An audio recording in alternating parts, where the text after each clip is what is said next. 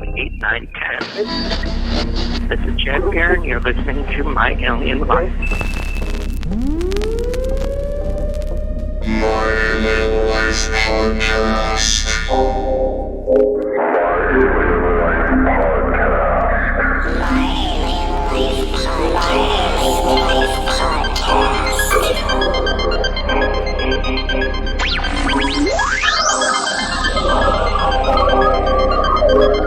Three, two, one, zero, and liftoff.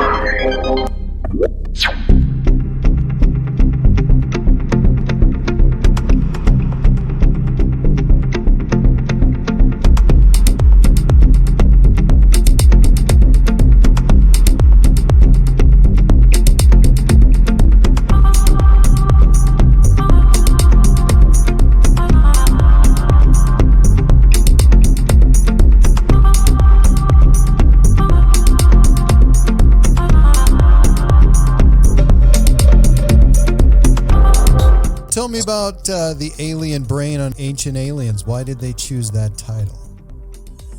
Because of all the research they're doing on my higher brain abilities.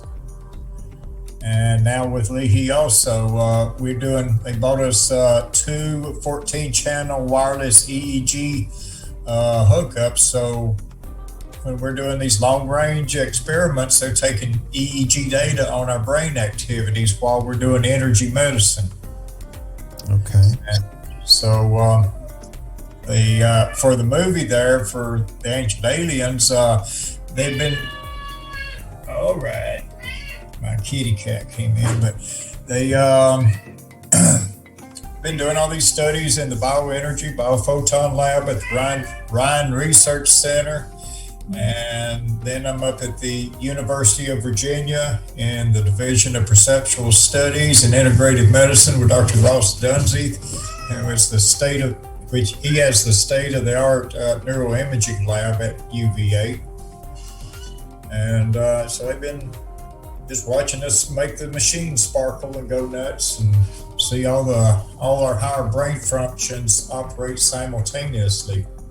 So anybody that doesn't know Edd Edwards or Lihi, you speak and demonstrate and practice a skill that involves biointrinsic resonant energy. So for the beginner out there, the complete novice, go ahead and describe that. Well, that is a term that Dr. Levengood coined up there, and they're going along with it there at UVA and all, because of they needed a term that was not Reiki or any of this other stuff, because they clearly proved that this energy is highly measurable. It can be generated within the living organisms, and it radiates out. You know, I can send signals out to instrumentation all over the planet and stuff. And then we give, live demonstrations here. Like right now, we could just stand a bunch of people up and I can mentally rock and roll them back and forth. And by that you mean? By that I mean stand up and I'll show you. I'm standing. Okay. So Lihi, you get there just a little and lock in with me, and then. Okay. So I'm setting up an energy field, and the neat thing about it is that it'll even go into your recording. So anybody that listens to this in the future, it'll have the same effect on them. Wow.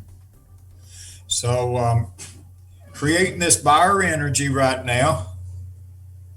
You tell us when you feel like you're starting to rock back and forth, sway around. Maybe. I'm fighting it, but yeah. And also when your fingertips go to tingling.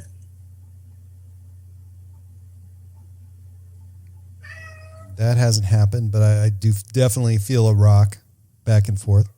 Okay, so now we'll lock in. We'll pull forwards on you. See if you go forwards on your tiptoes a little. Still rocking back and forth. I think I'm trying not to bump into the microphone, so I'm fighting it a bit. Yeah. Yeah, the mind will do that. All right, we'll reverse it and push you away from the microphone. Okay. I'm feeling like we're becoming more and more intimate right now. So that's the push right there, and that's Right. being done by generating a DC positive field and projecting it. And see, they have instruments that'll know if I'm either pushing or pulling by the polarity. Right. Right. Now, I've seen a lot of pictures of you basically hooked up in a headgear, and obviously that's some sort of monitoring device. Tell me about that. That is a 64 channel high impedance EEG data collecting. So they're watching 64 different sections of my brain when I'm under. Well, they wire me all up with that equipment, and then I kick back in a recliner, and I have to be absolutely motionless. They have all kind of motion sensors. They got sensors on my eyelids, sensors on my mouth, and if I swallow, that erases the data. So I have to lay there just totally motionless, and it's monitoring 64 areas of my brain. And then the computer every 48 seconds tells me to focus energy or relax energy. So they're taking the readings on what's going on in my brain electrically based on the previous 48 seconds. And we'll do 300 or 400 runs a day like that. Now, when you say they, who are you speaking of? Who's doing this to you or with you? Dr. Ross Dunseith at the University of Virginia Division of Perceptual Studies and Integrative Medicine. Okay, so and his field, if you were to describe the research he does, what would that sound like? Advanced EEG neuroimaging. Okay. He's been doing the advanced EEG program since the 70s there at the University of Virginia. So when they're measuring that, what are they looking at, and how do they collect the data, and in what form do they collect that data? Well, they're collecting it in the I can't pronounce it, in the EEG data, the raw data, and then they're crunching the numbers. And what they found so amazing about me over all the other test subjects and everybody else's brain is operating in one level of consciousness at a time. And when I started doing this energy and stuff, I knew something more was going on and stuff. So they wired me up. And though when I focus this energy, my brain simultaneously PKs out at all frequencies from alpha to theta. And so they're there monitoring and seeing what all this does. So now we're setting up research programs where I take that energy, and I've already for many years been doing it in applications and stuff into people with pain, neuropathy, stroke patients, and things like that. And I can generate up this high energy and run it out my hands and run it backwards through the feet of people that have neuropathy, for example. And within about 4 minutes, the neuropathy will clear up. Or the stroke patients, if they got paralyzed limbs. Now, that's not everyone, but a lot of them, if they got paralyzed limbs and stuff, I can feed this energy backwards through the paralyzed limbs at the tips of the toes or fingertips. And this electrical energy causes it to reconnect wherever the damage or the short out's at between there and the brain or in the brain. And we're just we're hooking up and doing all this EEG studies to see what are the mechanisms taking place that's causing these things to happen. So now let's back up historically speaking, because you have been I wouldn't say practicing this for decades, but you've known about this and you've grown up with this ability. When was the first time you recognized it, and who helped you facilitate that?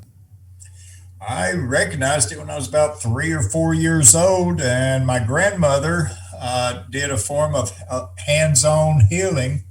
And it was based on the Cherokee Indian lineage, and she had about 30% Cherokee in her. And so she did the energy healing on all the local people in our community, but she read a lot of scripture when she did it. And when I was around her and she was doing it, it would make me tingle all over. And I learned how to play with it when I was about 4 and 5 years old. And the time I got into preschool, I could sit around, make all the other kids just kind of tingle and all kind of neat, fun things. And by the time I was 6 and a half or so, I learned how to change the polarity. When I didn't know back then what it was, I just knew I could make it do this or I could make it do that.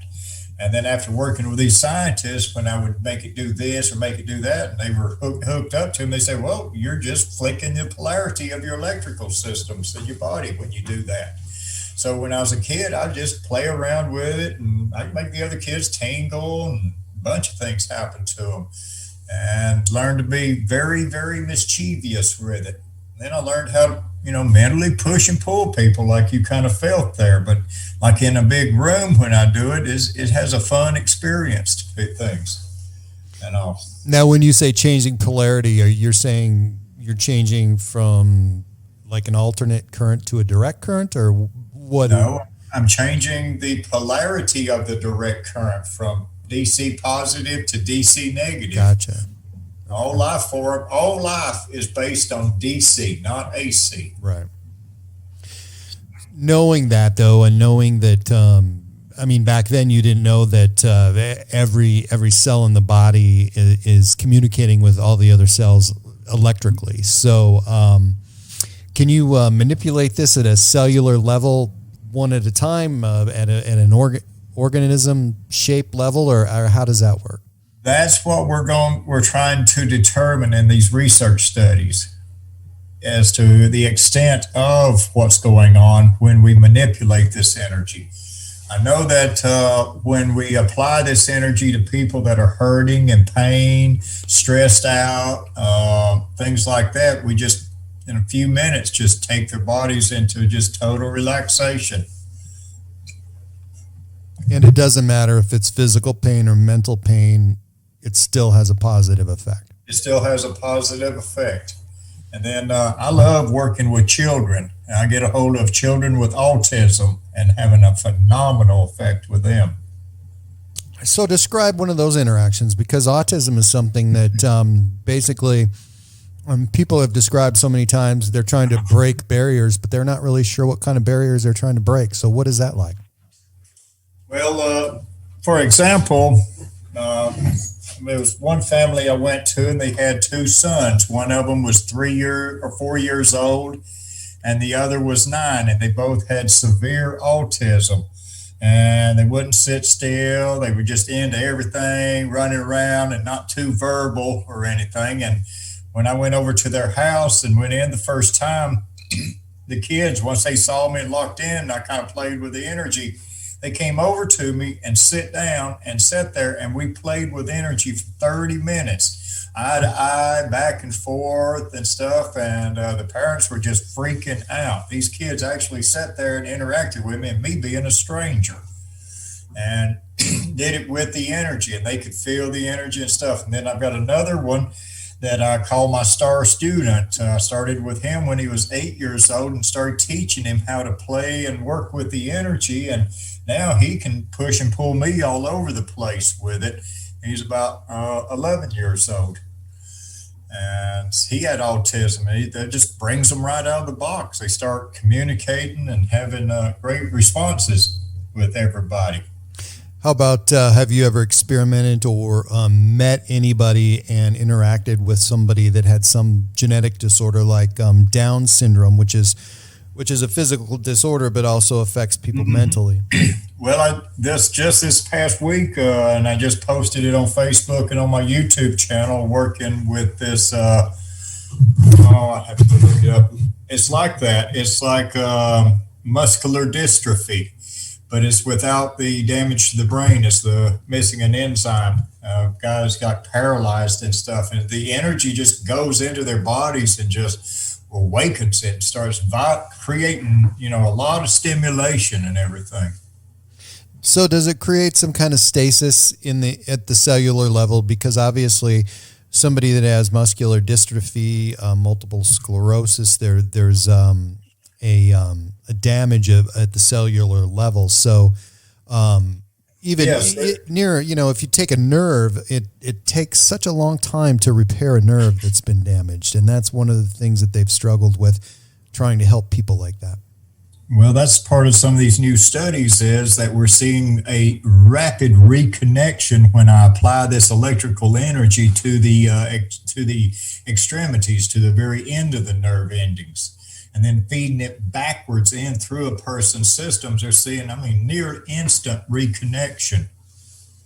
That's what's freaking them out.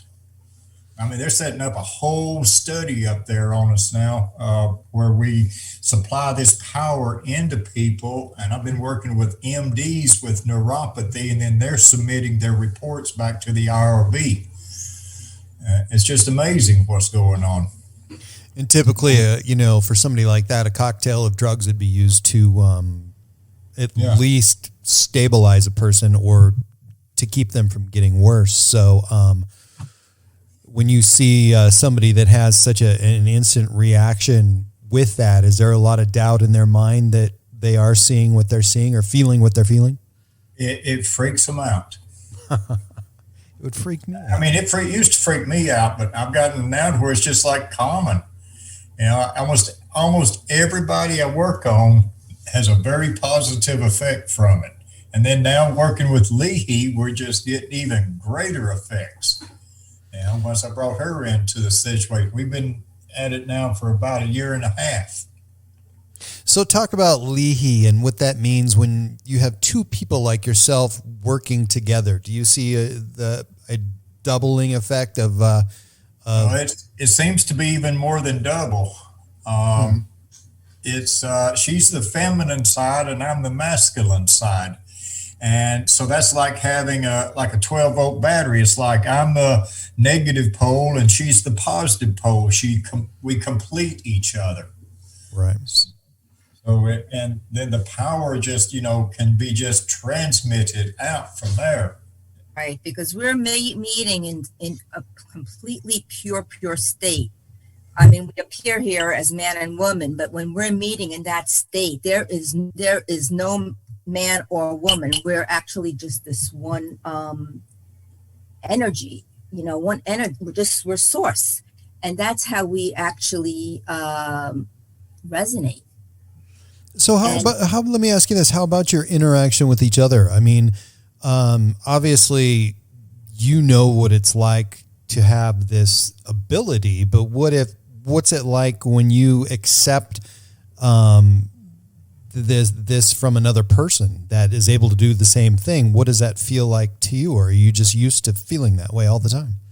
No, this is a great question because we see each other in that state. We actually are meeting each other here in regular day-to-day situations and our personalities and our, whatever it is that we're dealing with. So it's so beautiful because there's actually so much healing and integration that takes place from meeting in that place and then actually being here, because you transcend and you transmute anger, shame, guilt. All these things kind of just move through you and we become actually living beings in human form. So we're not human beings, we're beings that are human. And that's what's happening in our exchange. It's always a discovery. There's always an opening. And it goes with little, sometimes it actually goes through an intensity, but actually if you keep moving through it, it just kind of opens up. And so that energy everyone else is feeling over here, the more we actually fine tune and refine, we're able to kind of, it works on so many levels. So Lihi, let me just back up with you a minute. What age did you realize that you were able to manipulate this energy inside your own body? Yeah, I had an awareness. My energy was like a pure state of love energy that I could see everything beyond the veil. You know what I mean? And so anybody that I would meet, they could be, who knows what I would feel, their emotions, I could feel their, but I would be able to just be in that state of. Yeah. When did it start, Lihi? It started, I think at 2 years old, I recognized it. You know what I mean? I remember having 2.5 years old. I remember I would see, I don't know, I would have this like understanding of life. I would see little boys or little girls, and I would just see everything, and I would just kind of merge with them.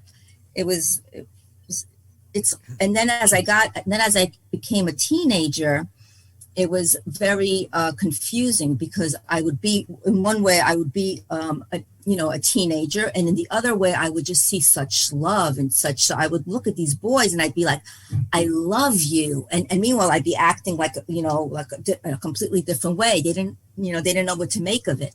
So it's just been. Yeah, she had it easy there.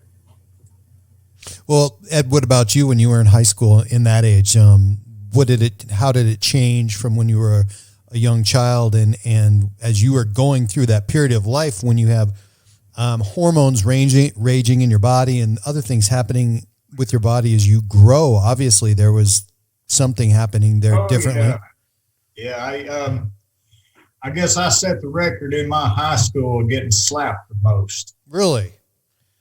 Yeah, I mean, I could just look over at the pretty girls, and they'd walk across the room and just slap me. Just because they could feel that resonance from you. They could feel my eyes looking at them. But that's why they slapped you, not because. Well, yeah, I'd look over at the three girls, and it was like, I don't know. They said, one of them finally told me, said, "Hey, when you look at us like that, it just stimulates us like crazy. It's like you have electrical energy coming out of your eyes that just, all through us." I had to learn to chill it out there by the time I got into be senior in high school. It was crazy. No, you'd get yourself in some trouble there, wouldn't you? Yeah.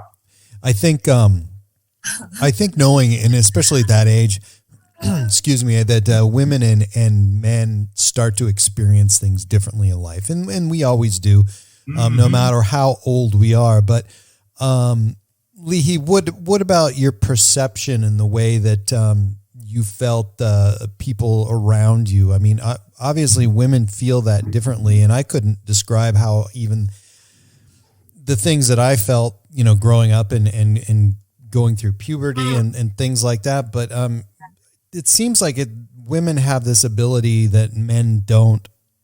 Do you feel that way? And if so, describe that, and why does that happen? Because it goes beyond normal physiology. Right. I mean, it's really, a woman feels when she's talking, she's feeling, she's experiencing, she's connecting. And when men talk, they're talking from their mind, and they're talking from the place of, just visual. And it's just a different way of processing. It's a totally different way of processing.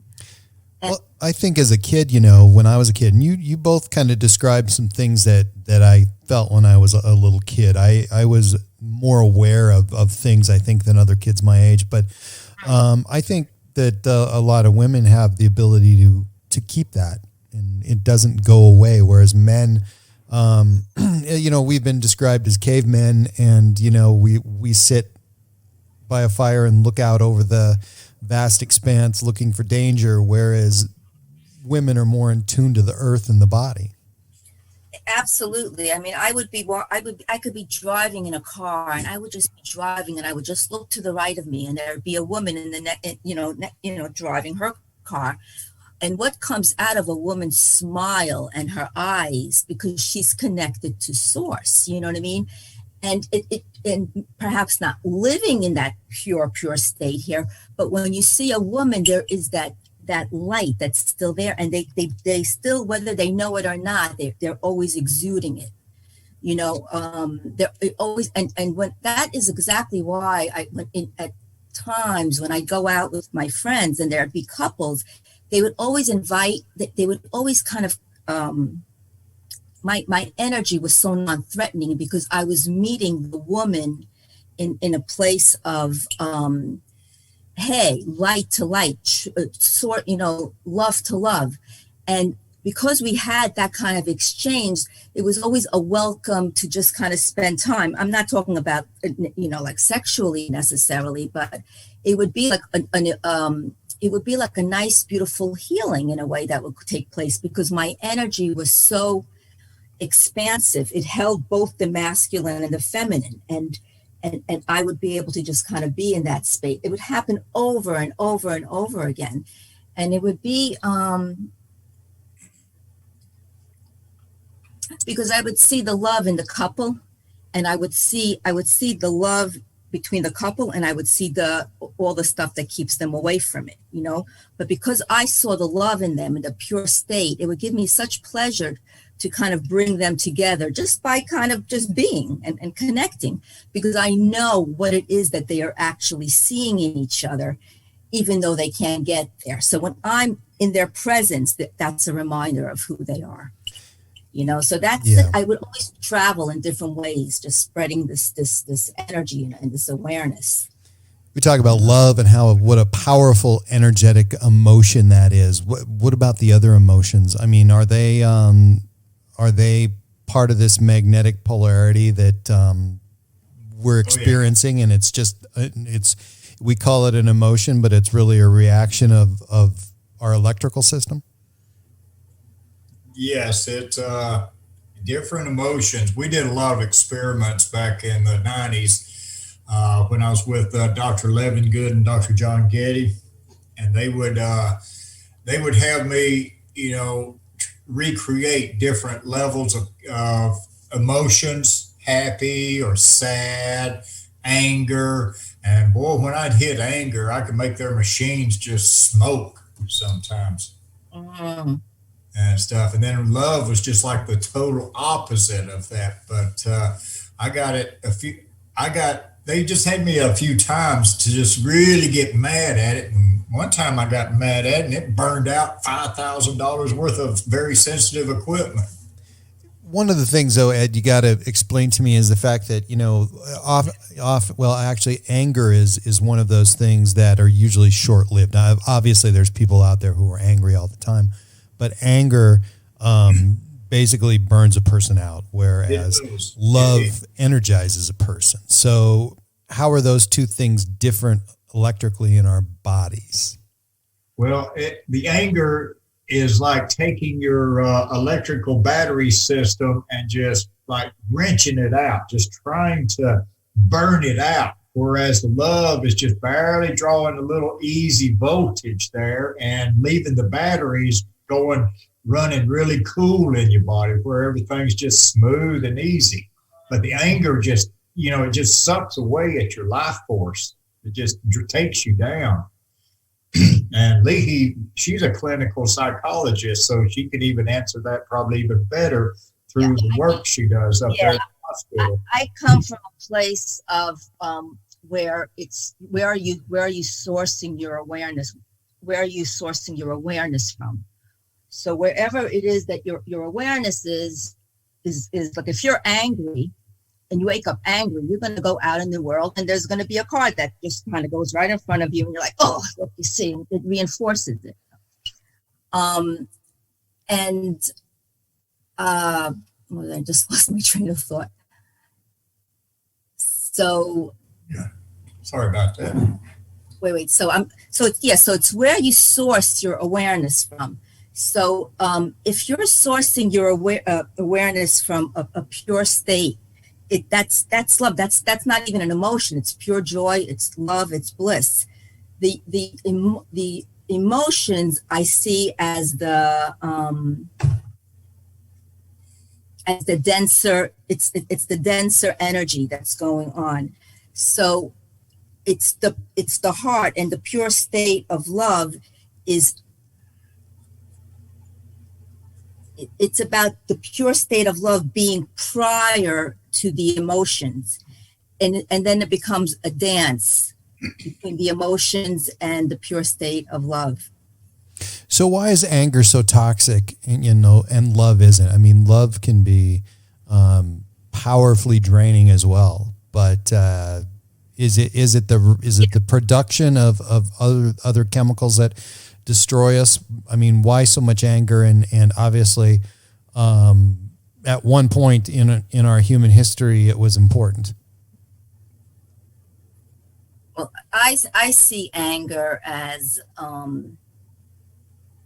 from an emotional place or a consciousness place. So it becomes toxic because the anger. What is the anger? The anger is the shield of all the sadness that's underneath it. You know what I mean? And it's defending it, and it's defending it, and it's so toxic to the body on the level of all all your energy, the chakras and everything. It's just so not to be able to be in your full expression of who you are on a emotional level. It's going to affect your body. I don't know exactly how it does it electrically in that way, biologically, but I could tell you from a state of consciousness and emotions, it's debilitating, to the point of many people, committing suicide. I mean, I work in a psych hospital, and I see it all the time. But there's a whole stirring that's occurring right now because the stirring that's occurring right now in this time, because of the, whatever it may be, the corona, it's stirring everybody's emotions. So these emotions that have been suppressed and contained and all these fears are being pronounced, and it's just being kind of collectively moving through humanity. And then there's this other piece, talk about love. There's this other piece that's like this knowing that all this is just kind of moving so that everything else can kind of vibrate and open up to a new paradigm. And so where do you choose to see from? So it's just also interesting. What about we talked about a little bit about disease and the effects of this and being able to help people, but you just mentioned coronavirus, and we're seeing a myriad of different problems caused from it. We're also seeing that people react differently to the virus. My son just called me yesterday, and he has it, and this is day 4 for him, and he's feeling much better today. But I mean, there's people that hit day 4 and they're on a ventilator. So obviously there's something in the body, and this virus is able to capitalize on that, or for lack of a better word. So, our own human biomagnetics making us suffer through something like this more than other people? Well, your human biomagnetics is turned off in you. Everybody's shut down. You're all operating on 8 to 12% of your brain functions. You're only using one level of consciousness at a time. I teach people how to do and utilize this energy, and what I'm doing just didn't get beat out of me when I was in my 1st or 2nd grade like it got beat out of all of y'all. The only difference between me and all of you is I know how to use my higher brain functions, because I learned about them as a kid and played with them the whole time growing up. So what percentage of your brain function are you using more than the average person? I'm using 94% of my brain when I activate it, according to Dr. Dunsey there at UVA. So are you able to tell the difference? I mean, are you able to feel the difference of what part of your brain you're using, and can you independently switch them on and off? Correct. Yes, sure can. And what's that like? I do different things. Different things happen when I utilize different parts of my brain. And I get different stimulations coming through me I use different parts of my brain when I'm working on people that are burnt, as opposed to people that need circulation and increased circulation. I use different parts of my brain. to me, it's like walking. It's all natural. It's like I know what to do when I come across different people. And then I use another part of my brain when I'm playing or working with plants and like growing plants and stuff. I kind of like resonate and stuff with them. You know, it's just different aspects of consciousness plays a part in all aspects of life. And when you learn how to simultaneously hold all that state of mind, then many things happen. And that's exactly, and I see it, what's going on here exactly with this COVID is that there's a consciousness being stirred up here. This one level of consciousness or this 3D reality is actually being stirred up. And actually there's higher energies and consciousness that are kind of flooding in. And so I'm seeing it as a thing, as talk about using, one level of consciousness in your, what Ed was saying, as compared to, I think that's what's happening on a planetary system right now in humanity. And where do you choose to source from again? Are you choosing to source from linear reality and fear and ocean? Or are you choosing to source from, knowing? I've been working on a lot of COVID patients here. They calling me up and doing donations and stuff. I'm having a great effect there, cooking it out of people. That's something we're really good at here. So is there a part of the world where what you do is more common? I mean, obviously there's a part of the world, and I'll bring this up, and I know there's a difference. I don't know the difference between what you do in Reiki, but in a certain part of the world, people study that and try to help people through body energy. This energy is measurable. I've been under clinical studies now for 26 years where they've been measuring the electrical voltages that I generate within my body. They've been measuring thousands of other people also, people of different aspects of healing modalities and understandings. Before I come along and they invented the term biointrinsic resonant energy, all they knew was Reiki, hands-on healing, therapeutic touch, a couple other Qigong and things like that. And so they learned and developed a rate and a way of measuring the energy. They created equipment called the Charge Density Pulse Recorder, CDP recorder, primarily designed to study electrical signals going through the nervous system. But they found out the average person runs around 5,000 to 7,000 microamps. People that meditate and control and can kind of mellow out and everything, they can bring it up to 10,000 to 12,000 microamps. People that were doing hands-on healing, therapeutic touch, Reiki, some of the other modalities, they were coming up to about 25 to 35,000 microamps of measurable electricity. And then they got lucky. They stumbled across an old Qigong master and Tai Chi masters and stuff. And them old boys were popping out at 90 to 98,000 microamps. Them old guys that could, push people like me and Lihi do there kind of. They were producing around 90 to 100,000 microamps. But then when I came along and walked in Dr. Levingood's lab in 1994, the very first time I was hooked up to the equipment, and we got a video on my YouTube site, the very first one, I nailed his equipment at 440,000 microamps. And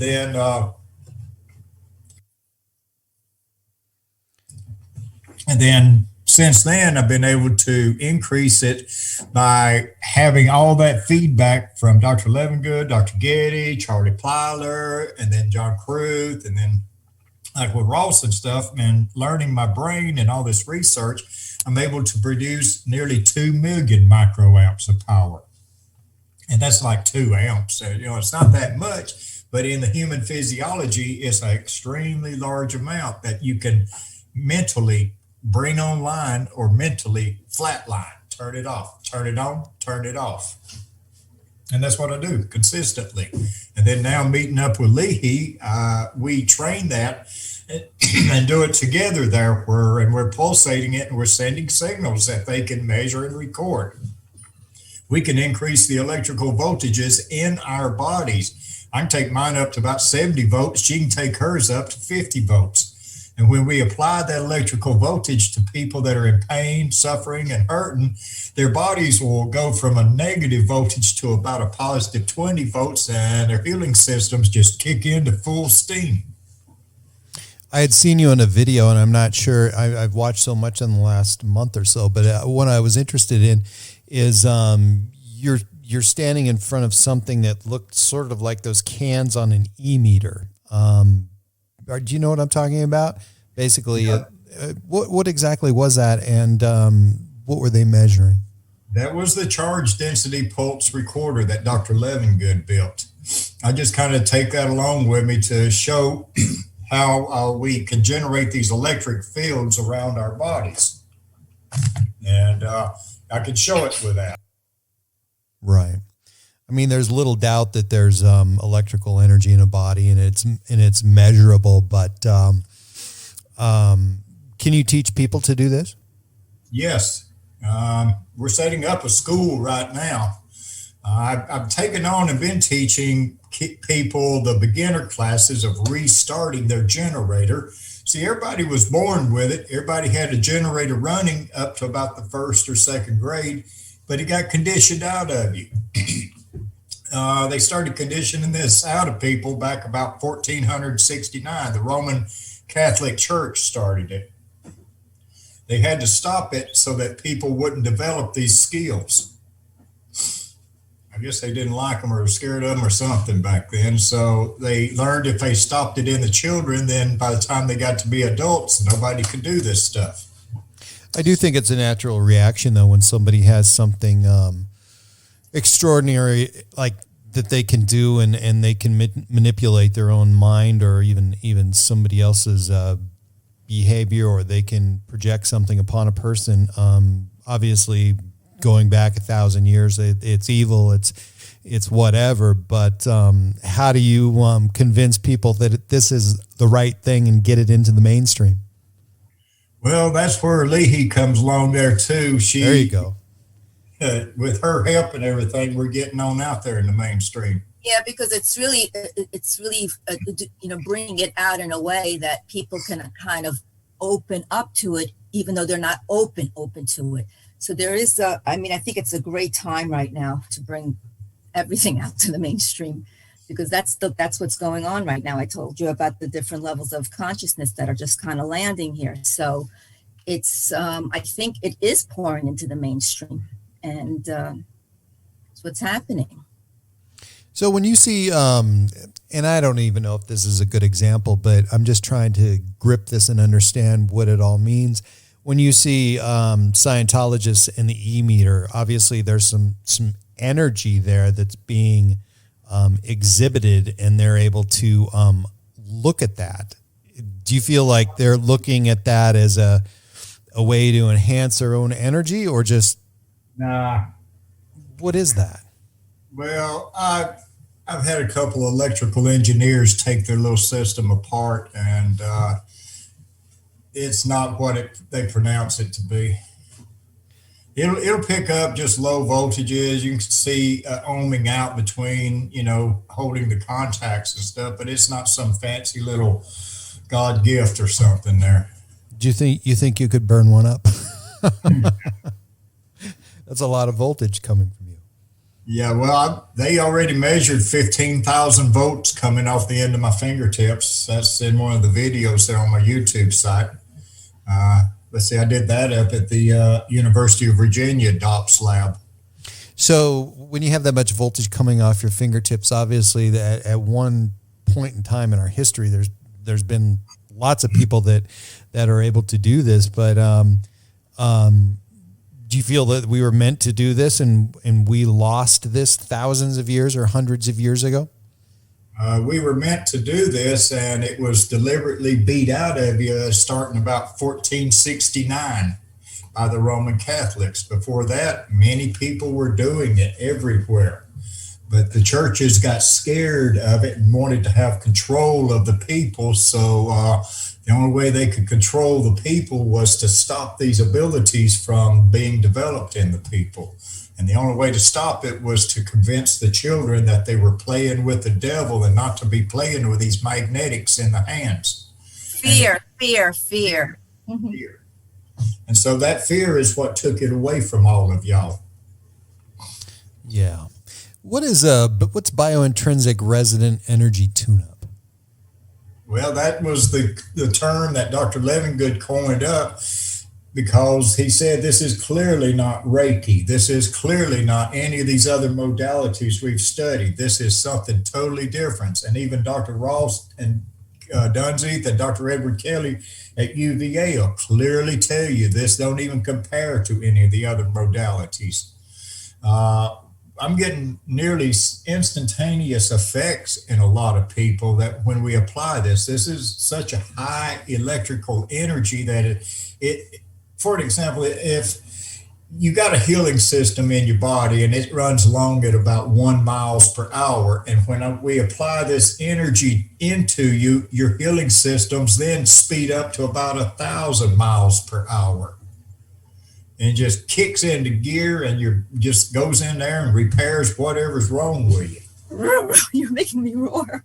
The way you're talking about it is getting me to roar. Yeah, it does. It just gets in you and lights you up there and gets your systems running. And like I tell people, I'm not healing anything. I don't heal anything. I don't treat anything. I don't diagnose anything. I do the same thing to everybody when I work on them. I treat them like they're just woefully screwed up, and I give them a full tune-up from head to toe. And when I get done with them, they feel good. So do either of you at this point feel that there's no limit to what you can do as far as, I mean, can you enhance this energy and make it grow inside you and produce even more with practice? Yeah, we are. That's all about all this research we're doing. We're coming out with all kinds of stuff.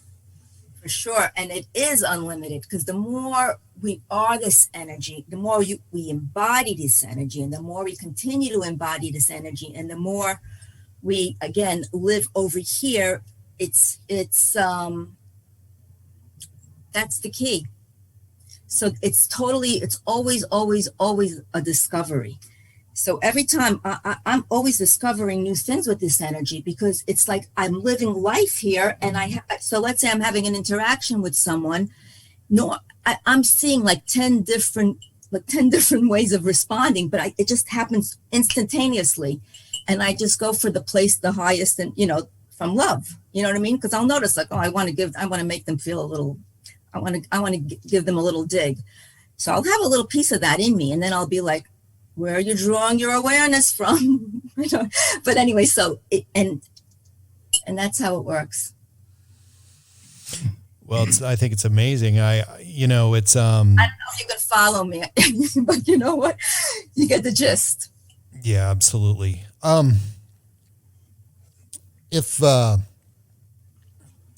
describe basically if somebody came to you, either one of you, and they needed some help, and obviously it could be physical or mental, as we know now. What do you do? What does that look like? Do you touch the person? I know you could do it over the phone, and you said you could do it over a recording, but in person, what would be the optimum interaction that would be the most helpful? My technique that I developed a long time ago, I stand them up across the room, and a lot of times I just turn them, let them not even see me, and be totally quiet. And I judge them by how far I can mentally push them forwards, backwards, left, or right. And then I set them down in a recliner, generate high voltage in my hands. I have them leave their shoes on. I prefer they leave their shoes on, because when I run this energy through most people's feet, they start kind of sweating, and I'm on the receiving end there. So I request they leave their shoes on, and I can run this energy clean through there, and the electricity will make their feet just tingle like crazy and run all back up their legs. And it's like blowing the soot out of their wiring system. And so I just like charge up all the wiring, the nervous system, it cranks up the energy, the mitochondria. I lock into the isomeric configurations of the body's electrical systems, and I can sense their imbalances. And then through techniques I've learned how to do it, I just can bring your bodies into like a perfect resonance, and then your systems just start working the way they were designed to work. If you could give advice to one person or anybody actually, and in order to enhance their brain function to have this ability, I mean, where do you even start? Well, I have people take my beginner class of restarting the brain generator. You've got to get that generator, the part that produces this high energy in your head, you got to get that thing back running.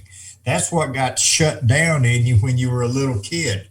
When you were told that you were playing with the devil, quit playing with that, don't play with that, they were taking your abilities away from you. If you'd have continued being what you were feeling as a little kid and doing, and then had some kind of instructions with it, you'd be doing all kinds of things today once you matured into adulthood. So basically we got to get back to our inner child, and by inner child I mean that ability that we were in tune with at one time but have lost. Yeah. I mean, I learned how to be very mischievous with it as a kid. And I had a grandma that did hands-on healing, so she kept it alive in me so it didn't get beaten out of me when I was a little kid by the church and religion and educational systems. And so, I mean, I got real mischievous with it. It was such a fun thing to play with. I had a toy that nobody else had, and, I had fun with it. And I learned how to do a lot of stuff. I saw an interview where you were talking about something that you did in church, which was rather funny. Can you describe that? Yeah, I guess I can. Lihi don't always like it, but like I said, I learned how to change the electrical polarity, but I learned that by learning how to push and pull people from a little distance. And then I was sitting in the balcony of the church there, and one Sunday, and our preacher always had prayer at 11:30 and then silent prayer. And I've always been one, and I follow my intuition. It guides me, it teaches me, it kind of gives me those hidden voices in my head of things to try. So I'm trying these things. So I started pulling backwards on everybody in the church there one Sunday when the preacher started praying. And I'm sitting up there in the balcony with the other kids upstairs, and the adults and all were downstairs. And so I was just pulling and pulling. I could feel the energy. I could feel it pulling on me. I could see people down there just kind of moving around, kind of responding, because I already knew I could make them scratch their ears and do all kind of funny things. And I had two buddies that kept putting me up to stuff.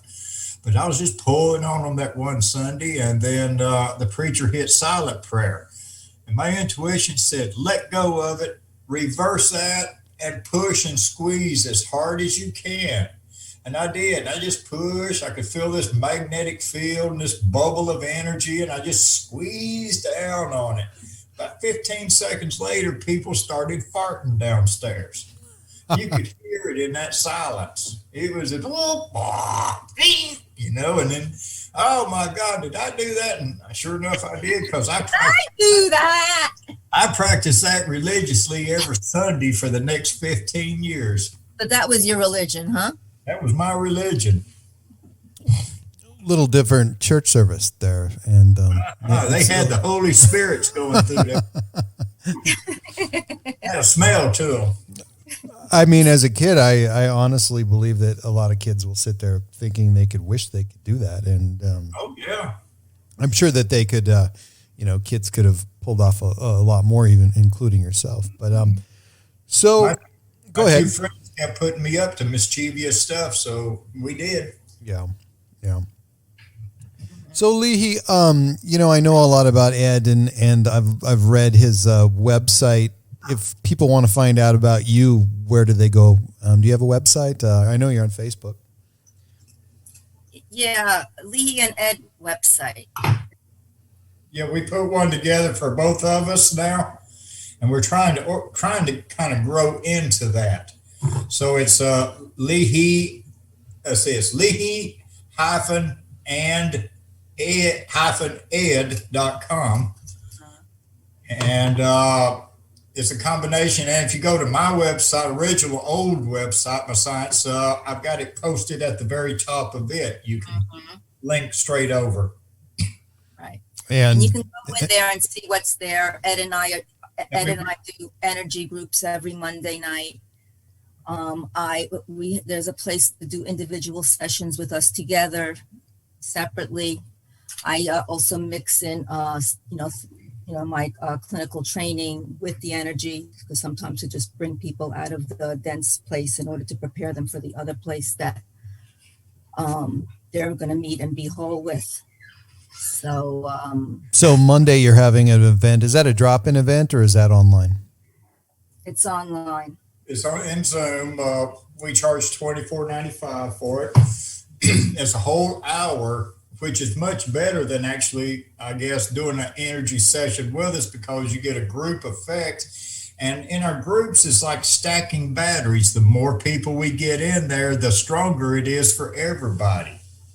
Yeah, it's amazing because it's always a unique experience. So really everybody that's in that group is actually, all our energies start to kind of intertwine on all levels. So It it's accumulates. We got people coming in 15 or 20 times now that is just building in everybody. yeah, it's cumulative. Mm-hmm. So what part of the world are you both in? Go ahead, Lee. Yeah, I'm in New York. I'm in Long Island, and Ed. Well, how many of you have seen that movie Deliverance? It's one of my favorite movies, Ed. I'm sitting there right now. Where was that though? I don't remember. I don't even remember the river. What was the river called? Chattooga River. There you go. Yeah. It's 6 miles east of where I'm at right now. Wow. Yeah, that was something that made a lasting impression. I watched that way too young in my life, but I love it still. Oh, when they were filming the movie, they thought it was the most wonderful thing, and when the movie came out, boy, they cleaned old Burt Reynolds and them other boys up. They burned his house down. A whole bunch of things around here. Yeah, yeah. I'm sure it's a great place. I love places like that in the South and in the East, and it's usually places I don't get to go to, but have ended up there for other reasons than I originally intended to. But the people are great. It's so strange. There's a lot of scientists, famous scientists have lived here in the county. And my grandfather started the photography studio here, and these scientists, different ones, did business with him. And one of them was the father of radionics, Galen Hieronymus. Wow. Lived in Lakemont, Georgia. And he used to hang out with my grandfather, who was the power plant operator there right across the street from Galen's house. So I met him when I was just like a tiny kid, and then when I was about 14, and then when Galen realized what I could do, and later on, I used to hang out with him a lot, and he would refer to his other scientists that he talked to. He'd say, now this guy, Ed here, he is what we will call a walking radionics unit. Wow, that's interesting. So Lihi, you're in New York. Obviously, things have dramatically changed since March, and I'm sure your life has as well. You're a licensed clinical.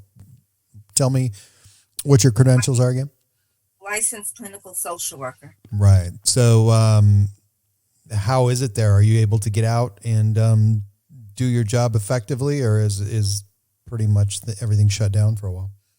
Well, no, it's open, but with all the precautions. I mean, we do a lot Sure. of telehealth appointments, and as far as let's say inpatient, patients that are depressed, suicidal, had manic episodes. The patients that are there, there's just precautions that are taken. They give them the test when they come in, and everybody wears the masks, and also goggles, and they just take the certain precautions. But it's very strange, and people, the staff in the hospital, everyone closes their door, nobody talks, so it kind of creates, it's like this virus is separates, and yet it brings wholeness. Right. It's that kind of thing. So it's again, it's a very interesting time for me. Anywhere I step, I see it all on different levels. How it's all functioning. So it's hard when somebody asks me what's going on. I'm like, okay, how do I respond to that? Because there's so many ways to respond to it. But it's, again, in simple words, there's a shift, a major shift in consciousness that's occurring here. And it's occurring with all the stirring of what's going on. And people are just kind of either going mad, or people are getting awakened, or it's all, and everything is traveling on quantum time now. It's where what was yesterday was done. That's how things are going to continue to go. And if you can't keep up, I think you get ill, you're vulnerable. So there's all that happening. But that's why, again, I don't want to go into this. I can't believe I'm even going to say this again. Just holding that pure state of love, really, always within you. Always sends that energy. It's always being sent, even if it's not being said. Well, I think it's true, and it's a great time for a personal growth. And if you're not using the time wisely and for that, I mean, obviously, you're missing a great opportunity. But I think people have this opportunity now. I think there's a reason for it. We haven't been doing so well as a human being for quite some time now, so I'm hoping this is one of those like Ed said, a jump start for everybody's brain, and maybe it's a step in the right direction. Ed? Oh yeah, we're getting there. And now we got internet and all these other great tools to work with. We could teach a whole bunch of people at the same time. Right. So just we got like 1 minute. Ed, go ahead and talk really quick. Let everybody know about both websites, and I'll leave you with one thought. You can just Google Ed and Lihi, and Lihi's name is spelled Lihi. So it's Lihi. And then Ed is spelled EDD, 2 D's in it there. So it's ededwards.com is my old science site. And our combined site now, where we're doing everything at, is Lihi-and-edd.com. And then there you'll find, like I say, we're just putting a few events up at a time. We got next Monday's night's events on the page there, so you can click on them and register, and you can come on in, and we'll have a great episode. And for sure. Yeah, check them out Monday night. Lihi, just leave us with one final thought. I'd like to hear your voice one more time. Okay. I want to thank you for being here, for giving us the opportunity to express, to connect with you, to feel you, and to just be able to be in that expression, and for you to allow and be able to open that up for us. So thank you. I'd like to thank both of you for joining me.